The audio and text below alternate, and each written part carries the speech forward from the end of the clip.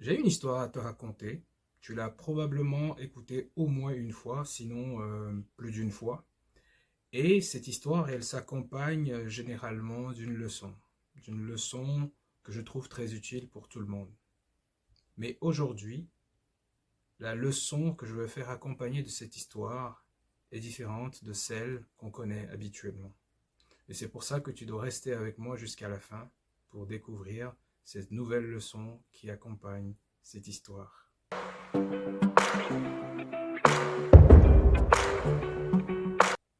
Alors, bienvenue sur Faut le faire, moi c'est Esso et je suis ravi que tu sois en ma compagnie aujourd'hui pour te raconter une histoire qui a été racontée dans le livre que voici.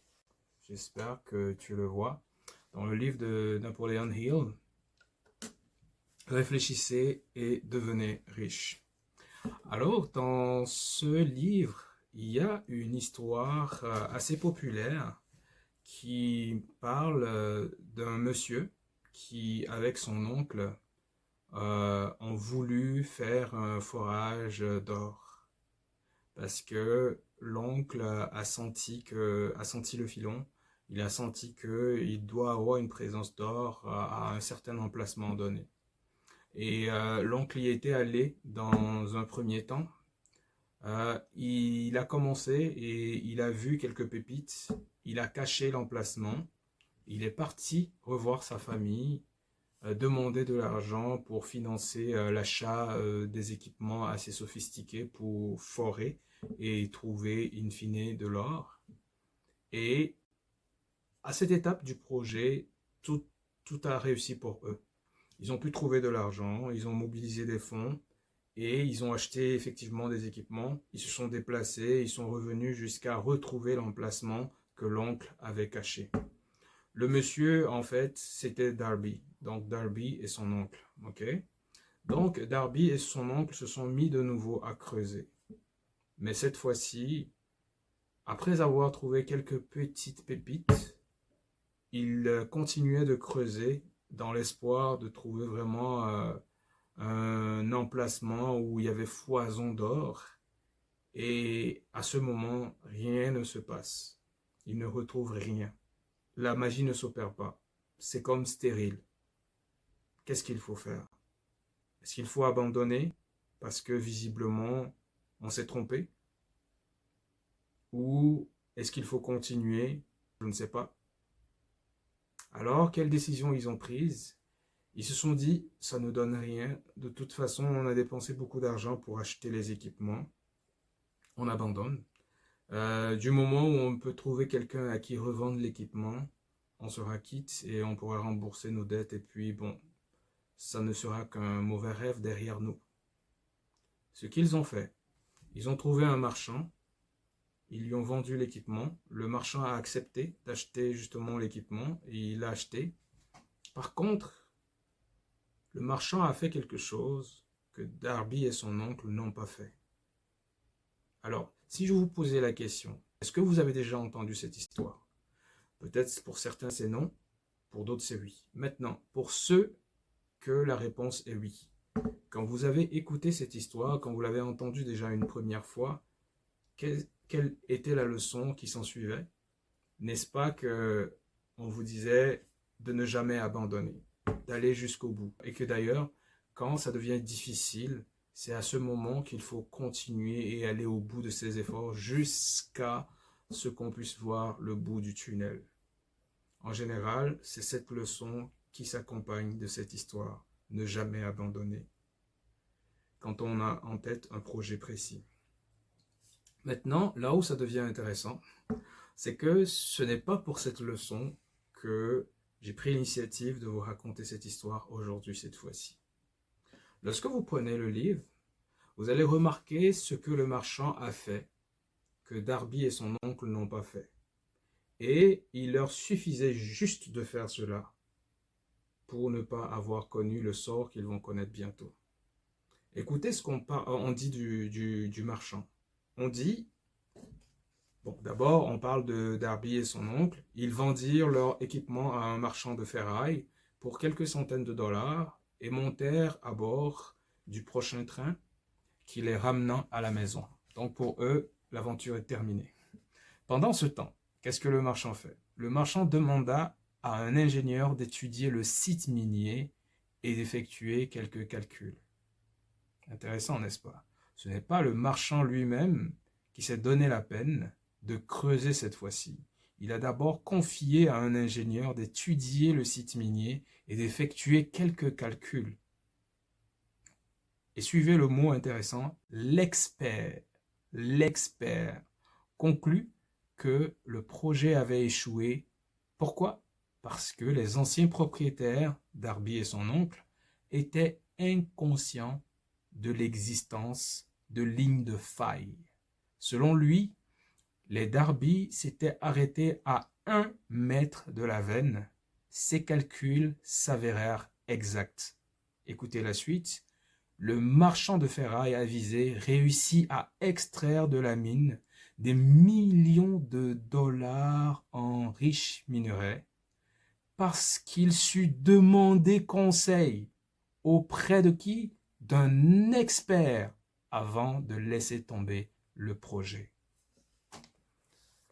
Je crois peut-être que vous voyez où je veux en venir.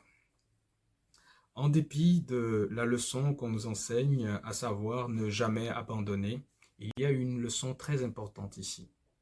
Des fois, sérieusement, si il ne faut que se fier qu'à nous-mêmes, la seule chose qu'on puisse faire, c'est d'abandonner. Mais Darby et son oncle n'ont pas pensé à une chose.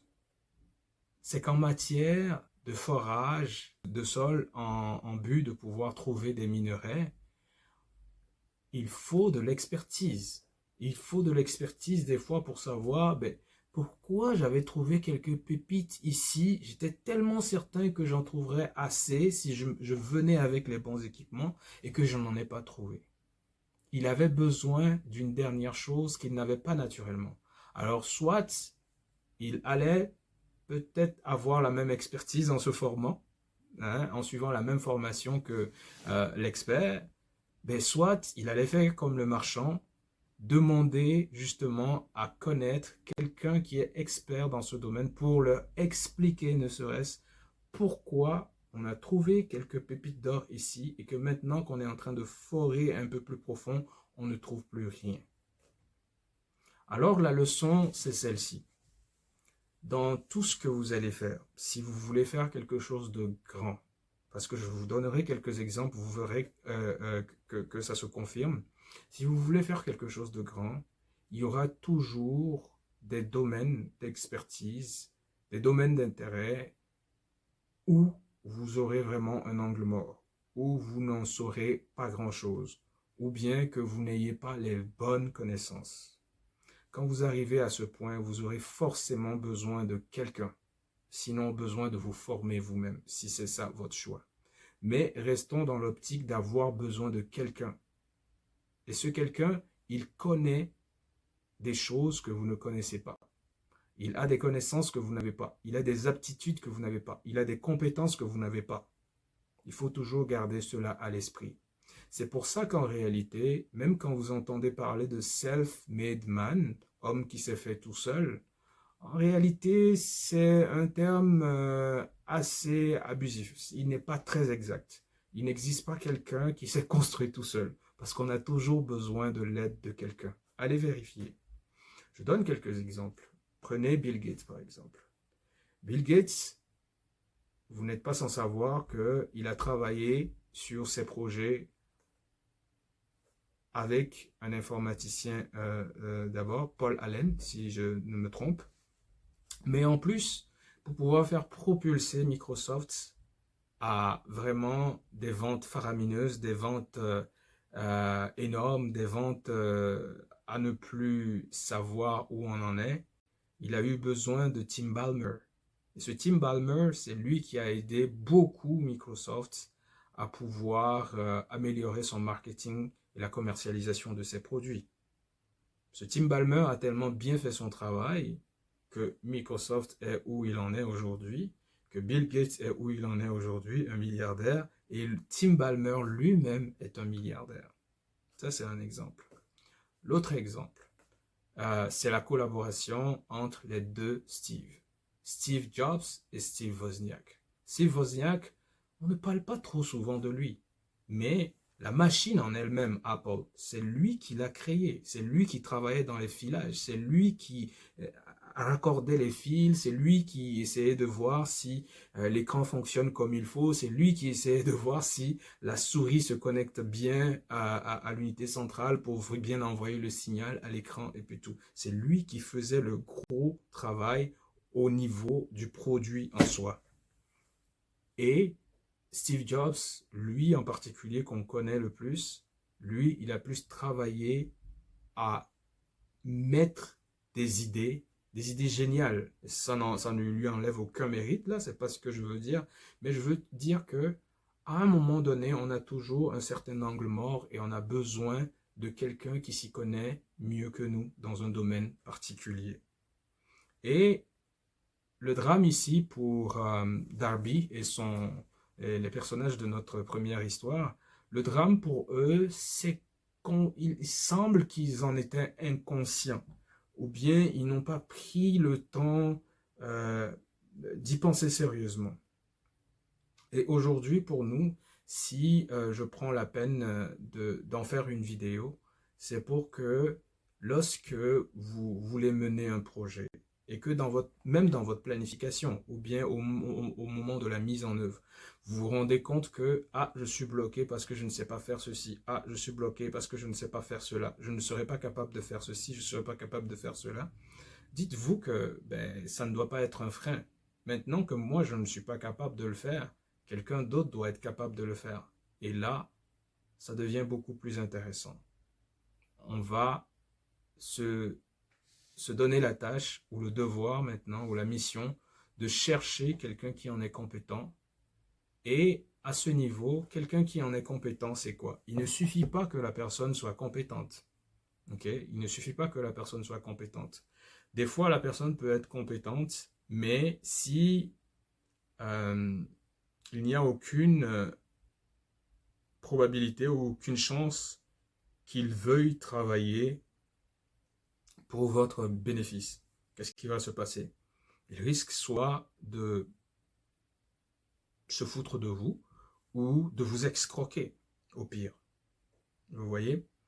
Maintenant, si la personne s'y connaît moyennement, ce n'est pas vraiment un expert, ok? Il ne connaît pas la chose au bout des doigts, ok?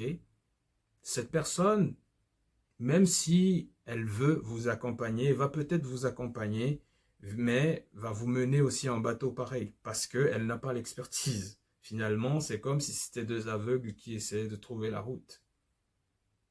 Vous voyez un peu ce qui va se passer. Donc, même au moment, pardon, à l'étape de sélectionner quelqu'un, de choisir, de chercher quelqu'un pour nous accompagner dans un domaine pour lequel on ne s'y connaît pas, il est important de faire aussi certaines vérifications. Là, juste remettre les choses en perspective. La première leçon de Darby, c'était de ne jamais abandonner. Mais ne jamais abandonner, ça ne suffisait pas. En plus de ne jamais abandonner, il fallait savoir demander de l'aide à un moment où ça devenait crucial. Et cette aide, c'est d'aller chercher quelqu'un, ok, qui a une certaine expertise qui est requise dans la situation actuelle, mais que nous n'avons pas. Maintenant, l'autre étape qui va suivre, c'est de savoir chercher cette personne-là. Et pour trouver cette personne, il faut s'assurer de la bonne volonté de la personne de vouloir travailler pour notre bénéfice à nous aussi, parce que ça va être du gagnant-gagnant. Quand je dis aussi, c'est que pas que notre bénéfice, mais ça va être du gagnant-gagnant pour son bénéfice et le nôtre, parce que lui, c'est un service qu'il doit nous rendre. Il faut que nous aussi, nous puissions garder cela à l'esprit. Et en plus du fait que la personne puisse vouloir travailler pour notre bien aussi, il faut aussi que la personne ait de l'expertise éprouvée, ok? Une réelle expertise. Et c'est là que vient une notion très intéressante que je vais peut-être encore aborder dans une autre vidéo, mais je peux déjà commencer ici. C'est une notion qui permet de savoir jusqu'à quel degré quelqu'un est expert, ok? Mais gardons en tête qu'il y a comme au moins 3 niveaux d'expertise, soit comment je vais dire ça, qui se déclinent comme suit. Euh, il faut le proof of knowledge, ou la preuve de la connaissance, le proof of work, la preuve du travail ou du projet concret, et le proof of life. Ça, littéralement, on peut dire la preuve de vie, mais en vrai, ce que ça veut dire, c'est la personne a prouvé qu'il avait joué sa peau dans ce domaine précis. Et jouer sa peau, bon, je vais d'abord commencer par le proof of knowledge. Proof of knowledge, quand par exemple, vous allez à une école, okay, d'ingénierie, d'architecture, d'informaticien, d'infirmier, de médecin, à la fin, vous faites un examen. Et vous réussissez à cet examen si vous avez un certain nombre de points sur le total de points qui peut être pris, okay, que vous pouvez avoir. Et par la suite, si vous avez la limite qu'il faut pour réussir, on dit que vous avez réussi. Là, vous venez de démontrer votre proof of knowledge, donc la preuve de la connaissance. Mais vous pensez qu'un médecin qui n'a que ce niveau de connaissance, ça suffit vraiment pour faire un bon médecin? Je ne pense pas. En général, on va aller vers un médecin qui a aussi de l'expérience. Ok, on est d'accord. Et c'est là que vient maintenant le proof of work. Qu'est-ce qu'il a déjà concrètement fait? Ok. Si par exemple vous parlez d'un architecte, ok, il va vous montrer son portfolio, comme on dit, le nombre de travaux concrets ou de projets concrets auxquels il a contribué ou qu'il a monté lui-même de A à Z. Lorsque vous allez voir ses croquis et que vous allez voir aussi la réalisation en face, vous allez vous dire, ah ok, oui, il a fait vraiment du bon travail. Je prends l'architecture, c'est juste un exemple qui me semblait un peu plus simple à décrire, mais il y a plein d'autres exemples. Prenez l'exemple des informaticiens développeurs, par exemple. Il va démontrer que, ah, j'ai conçu tel site, vous donnez le lien, vous allez visiter le site, vous allez voir ce que ça donne. Je me rappelle, j'ai un de mes frères qui est graphiste. Il avait gagné, par exemple, à un concours pour le logo d'une certaine institution. Ok. Ça, par exemple, s'il vous dit, écoute, tu vois le logo là, le logo de cette institution, c'est moi qui l'avais conçu lors d'un concours. Et ce concours, j'étais le premier. Et c'est ça qu'on a gardé. Si tu veux, je peux te montrer mes exemplaires et puis tout. Ça, c'est un proof of work. Maintenant, on atteint le 3e niveau. Ok. Le 3e niveau, c'est vraiment le proof of life. Ça, c'est quelqu'un qui a démontré qu'il a mis sa peau en jeu. C'est-à-dire qu'il a pris des risques dans ce domaine-là. Et pour ça, on peut parler de quelqu'un qui a investi son propre argent dans un domaine donné et qui a démontré qu'il a réussi dans ce domaine. Prenez par exemple Warren Buffett. Si Warren Buffett vous dit, ok, vous avez un projet, vous voulez vous enrichir par la bourse, ok, par la bourse, et que Warren Buffett, en plus d'avoir j'oublie un peu le terme, mais c'est pour dire, en tout cas, tout son groupe, son entreprise globale, là, où vous pouvez acheter des actifs et puis tout. S'il vous dit, en plus de tout ça, j'ai une maison où vous pouvez aussi acheter des actifs, où on va vous montrer comment investir comme moi. Vous voyez déjà que la personne a déjà mis lui-même son argent en jeu. Il a risqué plusieurs fois, des années, il est resté au top. Il a été vraiment au top des personnes les plus riches du monde. Ça, c'est un proof of life. Il a carrément investi son propre argent. Quoique investir son propre argent, c'est entre guillemets, mais vous comprenez un peu l'idée. Ok. Donc, ça, c'est les 3 niveaux. Proof of knowledge, proof of work, proof of life. Idéalement, le best du best, le meilleur, c'est d'aller avec quelqu'un qui a non seulement cette volonté ou démontre qu'il peut travailler pour votre bien aussi. Quand je dis aussi, vous vous rappelez, c'est que ce sera du gagnant-gagnant. Ce n'est pas que vous qui allez gagner, mais autant il va gagner, vous aussi vous allez gagner. Donc la personne le prouve, mais doit avoir un niveau d'expertise qui atteint le proof of life. Ça, c'est le best. OK? Mais, à la limite, vous pouvez, oui, en toute aisance, aller avec quelqu'un qui a fait du proof of work. Je dirais que le proof of life, c'est comme la cerise sur du gâteau. C'est du OK plus 1, OK? Mais le proof of work est quand même déjà suffisant parce que vous voyez les résultats du travail, vous voyez les résultats du projet. Vous voyez la capacité de personnes à parcourir certaines étapes requises pour ce projet, OK? Donc ça aussi, à ce niveau, quelqu'un qui a démontré du proof of work, en plus d'avoir à cœur de pouvoir travailler pour votre bénéfice, pour votre bien aussi, c'est bon. Mais méfiez-vous de ceux qui n'ont que le proof of knowledge, parce que ça reste dans sa tête. Il n'a pas encore démontré du concret. Donc, on récapitule. Première des choses, vous avez un projet, le projet vous tient à cœur, c'est très sérieux pour vous, vous voulez aller jusqu'au bout et réussir dans ce projet, connaître du succès, commencez. Allez-y, allez jusqu'au bout. Et quand ça vous tente d'arrêter, d'abandonner, n'abandonnez pas. Ça, c'est ce que vous saviez depuis, ok? Avec cet exemple de Darby et de son oncle. Seconde étape, quand vous êtes bloqué, vous vous sentez bloqué, ce n'est pas un réel blocage. Cherchez maintenant à savoir qu'est-ce qui me bloque. C'est un niveau d'expertise que je n'ai pas, d'un domaine que je n'ai pas. Ok? Est-ce que pour ça, je peux trouver quelqu'un qui a ce niveau d'expertise? Oui, ok, allons le chercher.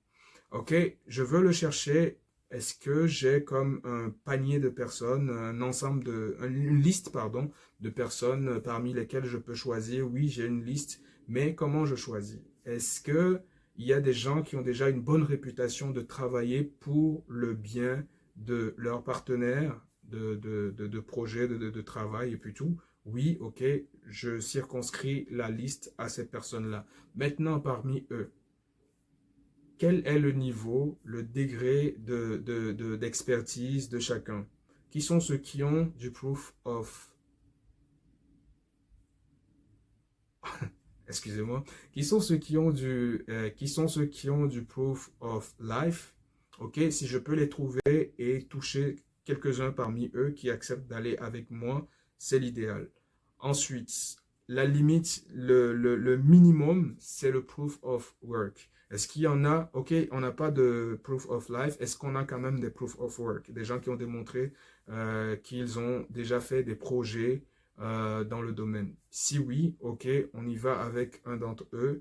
On sélectionne celui qui nous semble beaucoup en phase avec notre projet tel qu'on l'a expliqué. On y va avec lui.